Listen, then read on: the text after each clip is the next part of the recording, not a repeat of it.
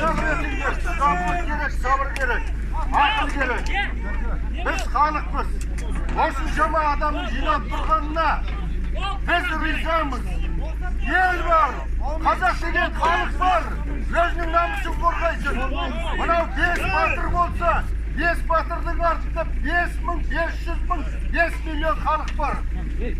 Биліктің біз соған көзін жеткіздік. Қазір сен сабыр етіңіздер. Мынау Жан деген бар. Тәртіп деген бар. Балжан болысының өзі айтқан. Тәртіпке бағыну керек, тәртіпке бағына қор болмайды. Қазір, бір мейлі. Ағай, тыңдаңыздар. Мен сіздердің аттарыңыздан, сіздердің айтқаныңыз келіп тұрған сөзді қоятын талапты мен қазір айтамын. Ол талап, сот процесін созбасын. Мына азаматтарды егер процесті кешіктіретін болса, оған қатысушы, жәбірленуші келмей қалған болса, әлдеқандай себептермен жол тайғақ бұл жете алмай қалды ма? Жоқ әлде Қазақстанның сотын, заңын, мемлекетін, халқын сыйламағандықтан, астамшылықтан келмей қалса да, оны біз білмейміз. Әйтеуір келмей қалды. Оны қалай бағалау әрқайсымыздың еркіміз. Бірақ сот процесі мынандай жағдайда өтеді. Тиісті тараптар қатысқан жағдайда. Онсыз қазір сот процесін өткізгенмен мәселе шешілмейді. Дұрыстап қаралмайды. Сондықтан сіздер оны түсініңіздер. Судья ертеңге дейін қалдырып отыр. Біз оған келіспей тұрмыз. Солай ғой? Сондықтан кім болмаса біздің талабымыз сот процесін қазір қайтадан бастасын. Мынандай жағдайда қазір біз қайтадан өтініш жасаймыз. Жігіттерді кепілдікке, не болмаса қолғаты арқылы, не болмаса үйғамақ арқылы бостандыққа шығаруды. Осы мәселені шешсін. Тарқамаймыз. Одан кейін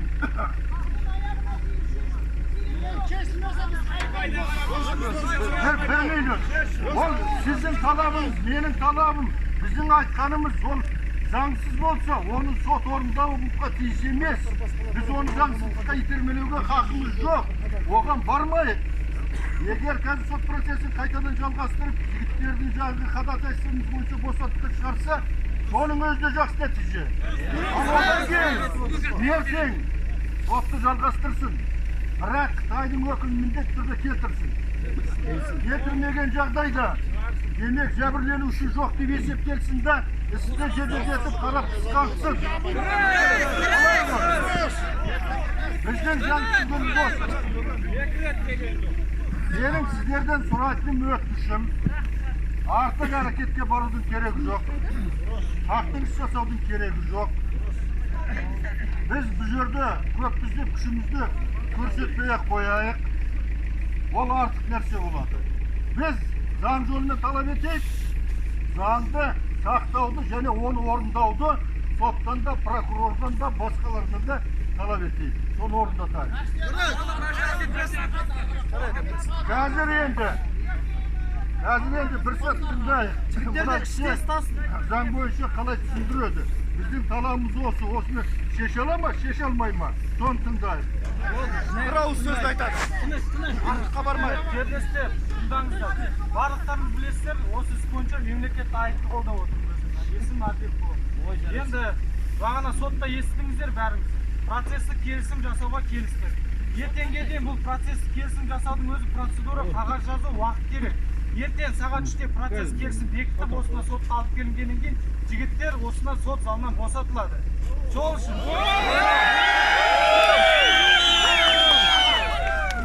қазір енді жаңа Рысбек ағамыз айтты ғой, заңға бағынайық, қоғамдық тәртіпті бұзбай, кішкене шыдамдылық артайық. Келістік па? Ертең босатасыздар. Уәде Құдайдікі, уәде Құдайдікі. Сөз бердің ба? Шыдамдылық артыңыздар. Ол уақыт еркектік сөзіміз ғой. Сіздер бізді де түсініңіздер. Мен сіздерге айтып тұрмын. Ертең сағат 3-те процесс келісім бекіткеннен кейін жігіттер сот залынан босатылады. Барлықтарыңыздың мақсаттарыңыз сол ғой. Сол үшін жігіттер кішкене заңға бағынып, шыдамдылық артайық. Қоғамдық тәртіпті бұзбай, жақсы ма жігіттер?